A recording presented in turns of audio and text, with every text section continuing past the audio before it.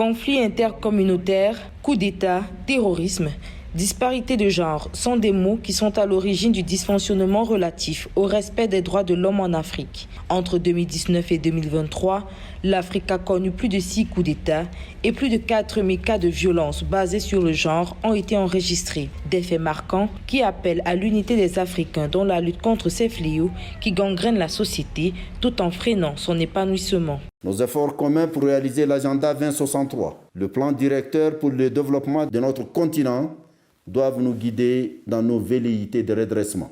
Dans cet ordre d'idées, la question des changements anticonstitutionnels de gouvernement se pose en toute acuité dans notre continent. Nous avons le devoir permanent de rester vigilants afin d'éviter la répétition de ces déviances extrêmes qui n'honorent pas l'Afrique. Pour s'assurer du respect du droit humain, l'Union africaine, à travers la Commission africaine des droits de l'homme et des peuples, travaille en étroite collaboration avec d'autres institutions telles que la Croix-Rouge. Pour Emingoy Lumbu, président de cette commission, même si la promotion des droits de l'homme a beaucoup évolué au cours des dernières années, l'appui des institutions panafricaines, ONG et autres gouvernements africains nécessite une plus grande implication. Nous avons fait un grand pas. Beaucoup de documents ont été traduits dans beaucoup de langues, surtout dans les langues officielles de l'Union africaine.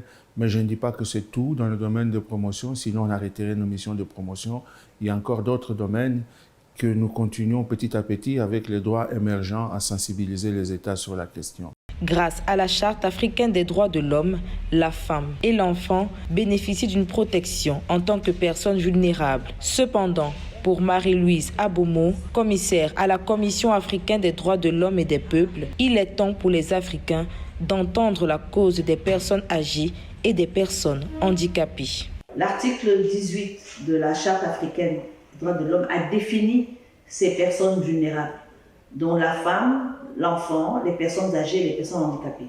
Jusque-là, seule la femme, avec le protocole de Maputo, l'enfant avec la charte du bien-être et des droits de l'enfant africain sont totalement protégés. Les personnes âgées, les personnes handicapées, bien qu'elles soient protégées dans les politiques et les programmes des États, ne sont pas protégées par un instrument contraignant régional comme les autres. Pour une meilleure interaction des ONG d'Afrique avec le système africain des droits de l'homme, les États ont intégré dans leur gouvernance des systèmes d'enseignement des droits de l'homme. Certains experts recommandent la création d'un programme de droits humains axé sur les personnes en Afrique pour une prise en charge effective.